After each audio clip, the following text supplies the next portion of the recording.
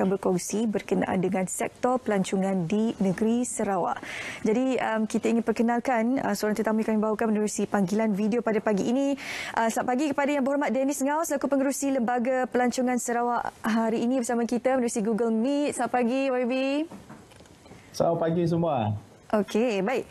Di kesempatan ini, YB, kalau kita sebut saja Sarawak kan tak larilah daripada festival-festival ke arah konsert nyanyian lagu dan sebagainya. Antara yang terkenal di Sarawak kalau kita berkongsikan berkenaan Rainforest World Music Festival dan juga Borneo Jazz Festival. Jadi YB, bagaimana sambutannya untuk tahun ini dan perancangan untuk penganjurannya bagi tahun hadapan?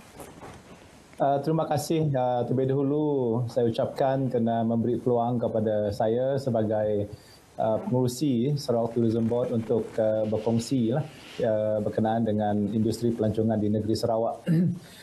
Kedua-dua festival seperti yang disebutkan oleh pengacara tadi merupakan antara begitu banyak festival ataupun event yang kita laksanakan di negeri Sarawak khusus untuk menarik pelawat atau pelancong. Dan di antaranya memanglah kedua-dua ini merupakan ikon event untuk Bumi Sarawak iaitu Rainforest World Music Festival dan juga Borneo Jazz Festival. Pada tahun yang lepas kita telah mengadakan kedua-dua ikon event ini secara virtual. Kalau sebelum itu belum pandemik COVID, memang dibuat secara fizikal lah, but disebabkan kangkangan yang telah diletak oleh kerajaan kita, kita meneruskan untuk mengadakan event ini supaya dia sentiasa ada di pemikiran ataupun pada pengetahuan umum. So kita buat kedua-dua event tu secara virtual. Jadi sukacita saya maklumkan kedua-dua event ini telah berjaya dilaksanakan dan telah menarik begitu ramai penonton secara online. Contohnya World Rainforest Music Festival yang telah kita laksanakan di antara 18 hingga 20 Jun telah menarik penonton sebanyak 400,200 lebih penonton daripada 79 negara. Dan selang seminggu lepas itu kita mengadakan Borneo Jazz Festival bermula daripada 25 hingga 27 Jun juga berjaya menarikkan lebih 200,000 penonton daripada 43 negara. Jadi untuk tahun depan pengetahuan umum World Rainforest Music Festival ini akan mencapai usia 25 tahun. Sejak bermulanya festival ini daripada permulaan yang kecil sekarang hingga dapat menarik berpuluh-puluh ribu penonton. Jadi pada tahun depan kita merancang untuk mengadakan dia secara hybrid, iaitu fizikal dan juga secara online. Begitu juga dengan Borneo Jazz Festival. Saya nak mengumumkan kepada penonton, kita telah menetapkan tarikh untuk mengadakan Rainforest World Music Festival ini pada tahun depan, iaitu pada 24 hingga 26 Jun 2022 untuk World Rainforest Music Festival lah. Saya harap para penonton akan put this into your date lah, because we are looking forward to have a very special event untuk tahun depan. Ya. Okey, itu adalah satu berita yang baik untuk mereka yang mengembarkan festival muzik seperti ini, dan tarikh ini juga sudah dikongsikan oleh Yang Berhormat seketika tadi.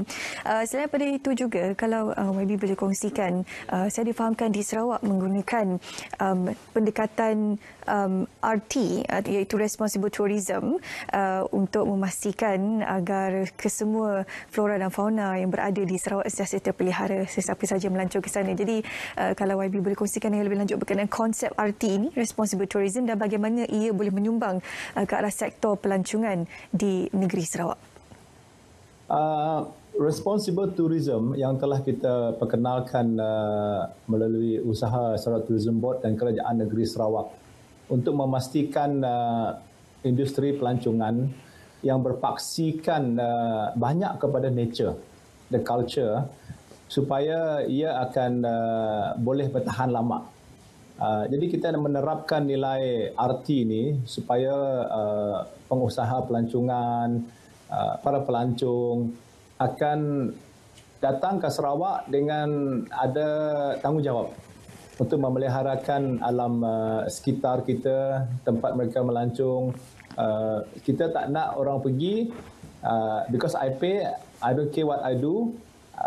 Yang kita nak adalah setiap pelancong itu kalau boleh dia akan bertanggungjawab memelihara alam sekitar. Jadi ini nanti akan bagi kita sustain industri pelancongan di negeri Sarawak sehingga ke anak dan cucu cicit kita. Itu tujuan, dan kita telah pun mengadakan beberapa siri latihan untuk pengusaha pelancong di negeri Sarawak, khususnya mereka yang mengusahakan inap desa, homestay di seluruh Sarawak. So we have done, kita telah melakukan berbagai-bagai training ataupun latihan ke arah untuk memaklumkan kita semua harus bertanggungjawab memelihara alam sekitar, keindahan bumi untuk menjadi tarikan para pengunjung dan pelancong pada banyak-banyak tahun yang akan datanglah.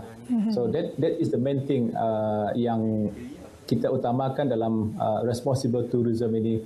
Satu usaha daripada Sarawak Tourism Board, walaupun sebenarnya tugas besar kami adalah untuk mempromosikan destinasi pelancongan ataupun package-package di Bumi Sarawak, but we have added that responsibility untuk sama-sama kerajaan negeri Sarawak yang mementingkan dan mengutamakan keindahan Sarawak sebagai satu punca ekonomi bagi negeri dan penduduk di Bumi Sarawak ini.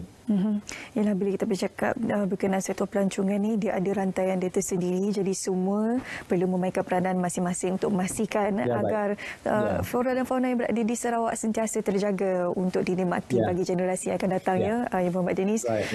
Kalau boleh kongsikan juga antara SOP yang digunakan oleh kerajaan negeri untuk menerima pelancong domestik ni. Sekarang ni kita tidak menerima lagi pelancong asing disebabkan oleh sekatan dan sebagainya. Jadi SOP digunakan untuk pelancong domestik ni, kalau YB boleh kongsikan?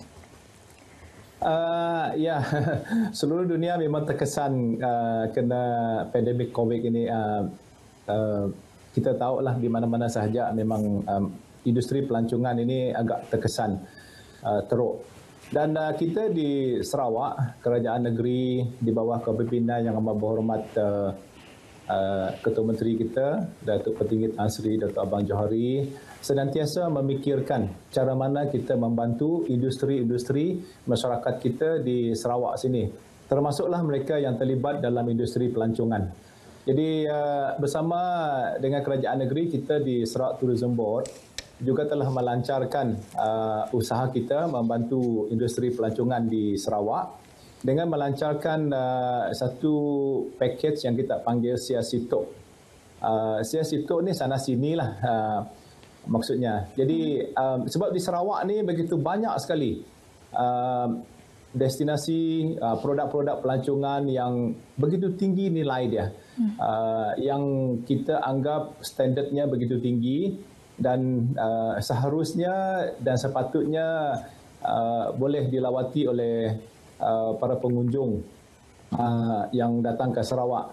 Jadi disebabkan kengkangan sempadan ditutup dan sebagainya, kita melihat kepada industri pelancongan dalaman negeri Sarawak. Jadi kita melancarkan pakej situ dengan menawarkan harga yang begitu berpatutan sekali.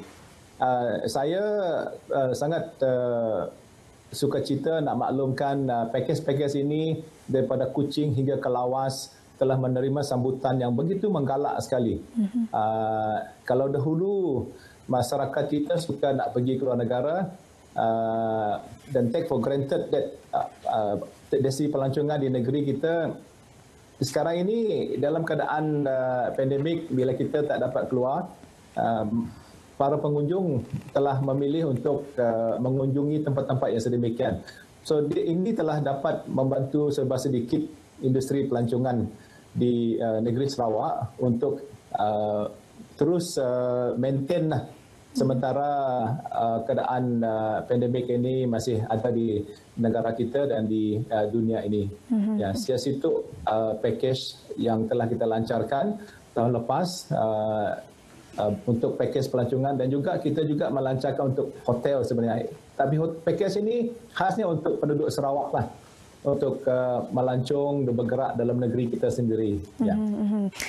Saya yakin semua pakej yang dilancarkan ini akan menarik perhatian pelancong domestik dan juga berpatutan untuk mereka yang ingin ke Sarawak dan sebagainya. Jadi terima kasih kepada Yang Berhormat Dennis Ngau selaku pengerusi Sarawak Tourism Board STB bersama kita hari ini untuk berkongsi berkenaan dengan sektor pelancongan di sekitar negeri Sarawak. Terima kasih YB. Ya, sama-sama. Ya, terima kasih. Ya. Okey.